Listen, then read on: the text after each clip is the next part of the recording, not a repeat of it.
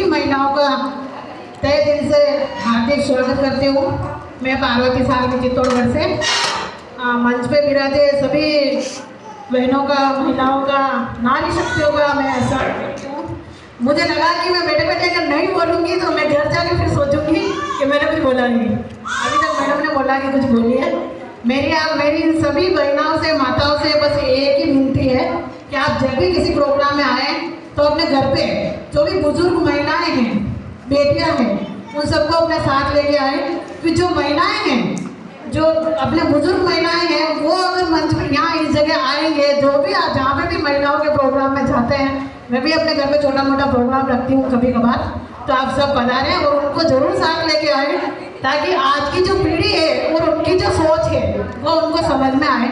हम ये तो सोचते हैं कि वृद्धाश्रम नहीं होना चाहिए, लेकिन हमें ये भी सोचना है कि हमारे घर में अगर कोई बेटी, बहू विधवा हो जाए तो हमें उनका ध्यान रखना है।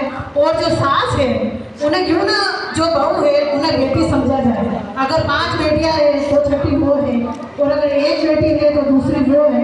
अगर हम बेटी को हाथ पकड़ के बाहर निकाल सके और आगे की राह दिखा सकते हैं, तो क्यों ना हम बहू का घूंघट हटा के और मर्यादा में रख के उनको बाहर निकालें और इस लायक बनाएं कि वो अपने पैरों पे खड़े होके और कुछ कर सके। और ना कि जैसे मैडम ने बताया अभी वो मैडम ने किसी ने सुसाइड कर लिया है, उस पर मैं सिर्फ 2 शब्द कहना चाहती हूँ। हम माँ बाप ही हैं जो अपनी बेटियों को आत्महत्या करने पे मजबूर कर देते हैं, क्योंकि बेटी जब से जन्म लेती है हम सोच लेते हैं कि ये बड़ा ही बेटी। जब भी बेटी पैदा होती है हम कोई खुशी नहीं मनाते। मेरे घर में मेरी बेटी पैदा हुई पहले तो इसके पापा ने 50,000 रुपये हॉस्पिटल में ही पूरे कर दिए। इससे कुछ नहीं है, क्योंकि हमें बेटी का भी वैसे ही सम्मान करना है जैसे बेटे का है। बेटे का तो सदियों से होता आ रहा है, इसलिए मैं चाहूँगी कि जो भी माँ बाप है, जो भी यहाँ पे माताएं बेटी हैं, क्यों ना अपनी बेटी को इतना पढ़ाए लिखाए और कभी ये ना कहें कि वो पढ़ाई है।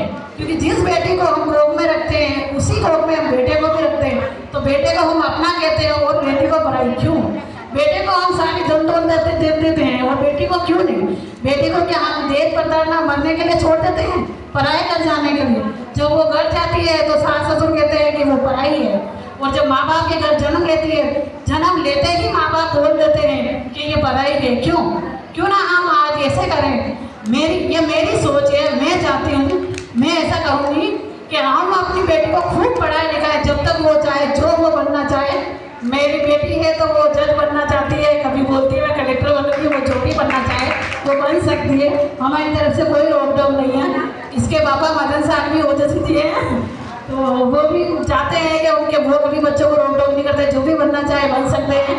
मेरी सिर्फ इतनी सी विनती है कि हम बेटियों को ना बताएं कि हम उसके लिए कुछ कर रहे हैं, लेकिन हम उनसे शादी से पहले जब उनको पढ़ाते लिखाते हैं, हर तरह की उनको एबिलिटी देते हैं, इस लायक बनाते हैं, तो क्यों ना हम ऐसा करें कि एक प्लॉट, सिर्फ एक प्लॉट ही हम अपनी बेटियों के लिए रखें और उनको ना बताएं कि हमने तुम्हारे लिए प्लॉट रखा है। ये भी नहीं चाहती हूँ मैं कि वो ससुराल में जाके ये सोचे कि मेरे अलग से प्लॉट है तो मैं ले लूँगी। नहीं, ऐसा नहीं है। पर जब भी बेटियां इस तरह से हताश हो जाती है, निराश हो जाती है, जब ये सोचती है कि मैं कुछ नहीं कर सकती हूँ, मेरे हस्बैंड की डेथ हो गई है, मेरे सास ससुर मुझे नहीं समझ रहे हैं, मुझे आगे बढ़ने नहीं दे रहे हैं, और जितनी उसने पढ़ाई करी है उस समय पे क्यों ना वो जब माँ बाप के पास जाए तो वो माँ बाप चाबी उठा के अपनी बेटी को दे दे कि तुम निशान मत हो, कुछ मत कर। इस तरह से मेरे को दहेज प्रताड़ना के लिए या फिर तेरे परिवार में जो भी तुझे प्रताड़ना दे रहे हैं, तू ये सब छोड़ के आत्महत्या ना करे और अपने घर पे जाके रहे, तो वो बेटी एक दिन जरूर ये छोड़ देगी, ये सोचेगी कि मेरा अपना घर है, मेरे बाप ने दिया है, मैं उसमें अपने अधिकार से जाके रह सकती हूँ, और वो जरूर अपने बच्चों के लिए कुछ करेगी और सब समाज को दिखाएगी कि मैं कुछ कर सकती हूँ। वो कभी आत्महत्या नहीं करेगी और अपने बेटियों को अच्छे संस्कार दें, अपनी बेटियों को आगे से आगे जितना वो पढ़ना चाहे पढ़ाए। ये ना सोचें कि वो 12 साल की हो गई है, 18 साल की हो गई है, 35 साल की हो गई है, जब तक बेटी चाहे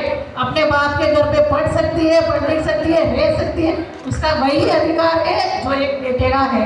मैं आप सभी माताओं से बस यही चाहती हूँ कि क्यों ना अपनी बेटियों को अच्छे संस्कार दें, उनको अच्छा पढ़ाए लिखाएं, अच्छे ओहदे पे जाने के लिए उनका साथ दें, और वो जो भी करना चाहती हैं वो करने दें अच्छे संस्कारों के साथ, और अपने माता पिता को जैसे आदर हैं वैसे ही सास ससुर का सम्मान करें।